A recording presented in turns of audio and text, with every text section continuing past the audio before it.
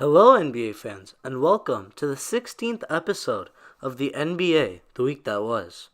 We are less than a month away from the best time of the year, the NBA playoffs.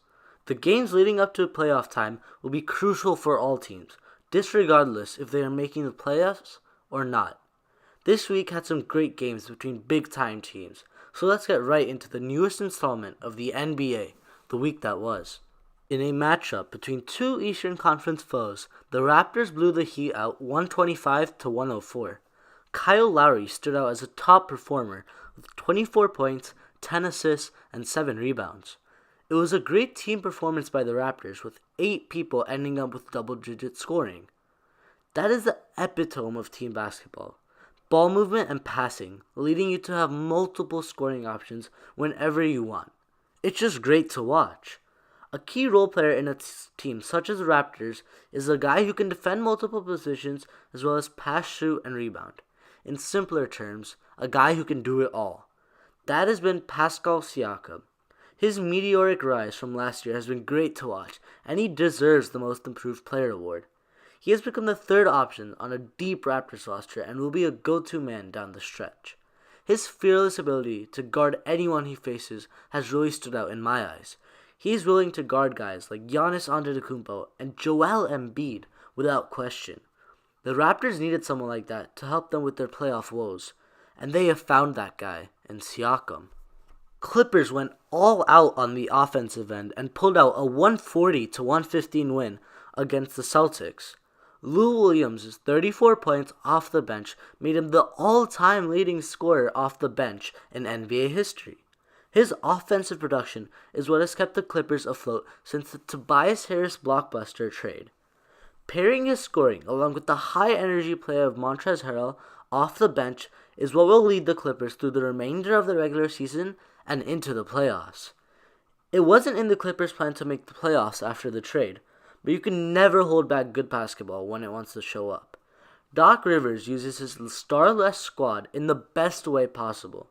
Everyone has the ability to step up whenever needed, and it has helped the Clippers reach their current position of 8th place in the tough Western Conference.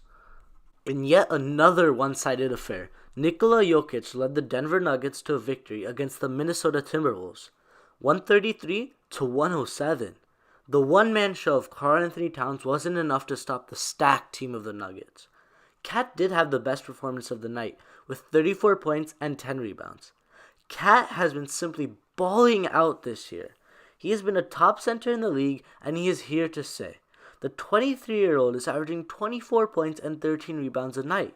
He can score the ball from anywhere, whenever you want him to. All of these great performances by Cat are deemed useless by the ineffectiveness of the team surrounding him. Andrew Wiggins is a god-awful player and is the biggest bust of the century. Derrick Rose has been okay, and the rest of the team is just irrelevant. Minnesota, get your act together and get your superstar some help before it's too late. Hint, hint, Anthony Davis.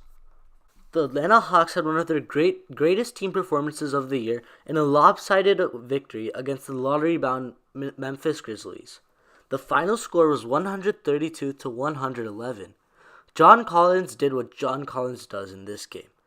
He put up 27 points and 12 rebounds to help the Hawks win the game. We also had 5 other players in scoring double digits. It just seemed like the Hawks couldn't miss. Any shot we took, we hit. It was just so fun to watch. Trae Young continues to challenge Luka Doncic for the Rookie of the Year spot. Luka hasn't been the best of late, and Trae is the polar opposite. In the last 10 games, Trae is averaging 26 points, 9 assists, and 5 rebounds a game. Those aren't rookie numbers, people. Those are MVP numbers. If Trae keeps up this level of play for the remainder of the season, he will have solidified himself as a strong contender for Rookie of the Year. I'm telling you, Trae Young is the next big thing. He is the next Steph Curry. Kyrie Irving had the second triple-double of his career in a win against the Kings, 126 to 120. Irving had 31 points, 10 rebounds, and 12 assists to lead the Celtics all the way. Kyrie hasn't been scoring the way he normally does for the past few games, so he needs to step it up. Yes, he did have a great all-around game, but he shot 1 of 8 from the 3-point line against the Kings. That won't cut it against opposition like the Bucks or the Raptors.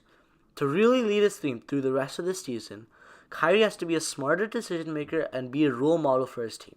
Take better shots, play team basketball, and Kyrie will be able to lead the Celtics to a deep, deep run in the NBA playoffs. A brilliant performance by James Harden helped the Rockets win against the Suns, 108-102. The potential Kia MVP had 41 points, 9 rebounds, 11 assists, 6 steals, and 3 blocks. He did everything a man can do on the court in the best way possible. That's just what James Harden does. With Chris Paul and Clint Capella back, the Big Three of Houston is stepping it up and leading the Rockets to a 3rd seed in the Western Conference. Mike D'Antoni has been brilliant in conjuring up effective offensive and defensive schemes for his unorthodox squad of 3-point marksmen and high-energy defenders. I can see this Rocket team winning a 7-game series against any Eastern Conference team, so their challenge will be making it out of the West against teams like the Thunder, the Warriors, and the Nuggets. Speaking about the Warriors and the Thunder, Klay Thompson's lockdown defense of Russell Westbrook was key in the 110-88 rout of the Thunder by the Golden State Warriors. Thompson held Westbrook to one of the worst nights of his whole career. Westbrook went 2 for 16 from the field with 5 turnovers and 4 fouls. He also picked up a frustration technical foul, which was his 16th of the year. Accumulating 16 technical fouls in a year will lead to a suspension for Westbrook. This game was a big confidence boost for the Warriors. Kevin Durant isn't going to be in the Warriors next year, and that's a fact. So if the Warriors have the confidence that they can beat a surging team like the Thunder this late in the season, the departure of Durant shouldn't have a great effect on the dynasty that they have created in the past decade. That wraps up one of the last regular season episodes of this podcast. For the playoffs, my goal will be to have 2 videos a week. I want to get you guys playoff coverage as soon as possible, so I hope the new schedule will help with that. I'll catch you guys on the next episode of the NBA, the week that was. See ya.